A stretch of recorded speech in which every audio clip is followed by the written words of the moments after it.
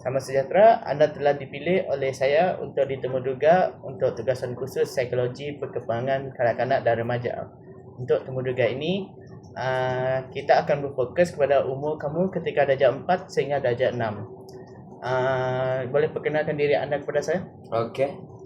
Saya berasa bersyukur sebab telah dipilih sebagai dipilih dalam sesi temu ini. Nama saya Ha Heng Xiang. Saya dari B11. Umur saya 19 tahun. Saya berasal dari Sarawak. Okay, terima kasih Heng. Untuk soalan yang pertama, ini melibatkan perkembangan fizikal anda dari darjah 4 sehingga darjah 6. Untuk soalan pertama adalah, boleh ceritakan perubahan fizikal yang awak alami sejak darjah 4 sehingga darjah 6. Okey. Semasa darjah 4 saya mungkin pendek sikit lah dalam kelas. Lepas tu selepas naik kepada darjah 5, saya mula-mula tinggi sikit berbanding tahun lepas. Lepas tu suara saya berbunyi kasar sebab dia sudah berubah.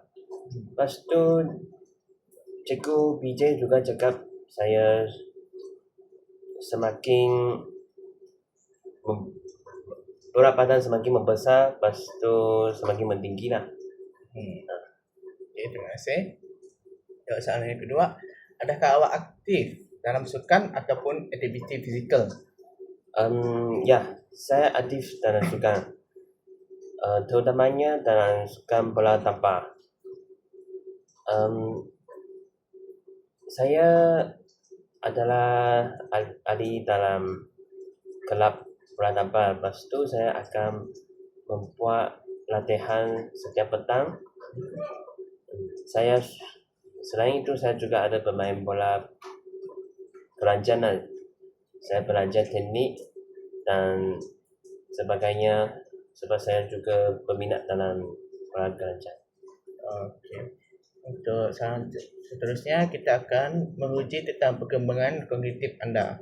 Untuk soalan yang ketiga, bagaimanakah awak belajar dan mengingati pelajaran anda?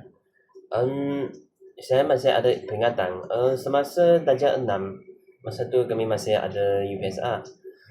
Saya suka buat nota bergambar dengan peta buah. Ya. Dengan peta minta maaf. Saya juga buat kajian di Google sebelum mencatat maklumat supaya maklumat itu sah.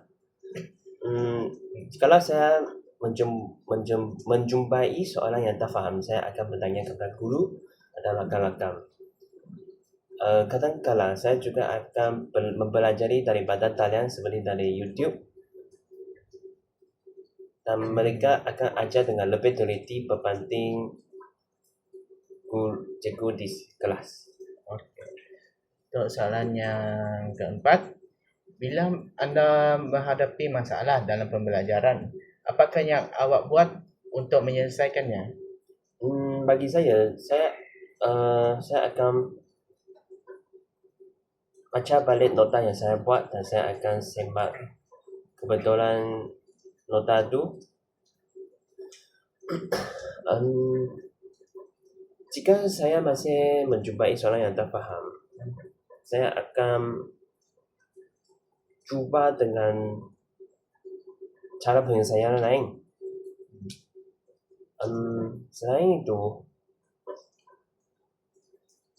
saya akan mencari bantuan daripada cikgu tuition sebab saya ada lebih banyak masa untuk mendapat ilmu dari dia. Okay. Yang untuk perkembangannya terakhir, iaitu saya akan menguji tentang perkembangan sosial emosi anda.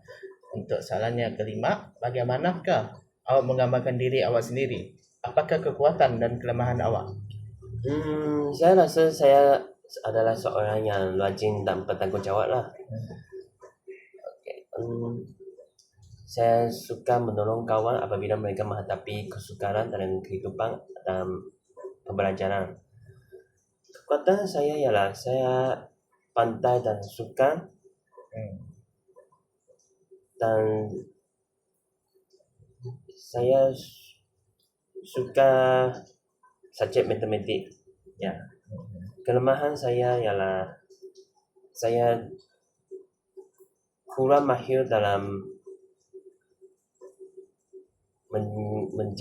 mencakap bahasa Melayu dan bahasa Inggeris masa itu. Jadi saya akan menghadapi masalah semasa menduduki peperiksaan bertutur. Okey, untuk soalan yang ke-6, siapakah orang yang paling rapat dengan awak di sekolah dan kenapa? Masa itu saya paling rapat dengan Desmond sebab dia merupakan rakan semeja saya. Masa itu petang kami akan main bola bersama-sama. Dan dia selalu tolong saya juga dalam pembelajaran sebab dia hebat dalam subjek bahasa Melayu. Kami sudah berkawan sejak darjah 1. Okey.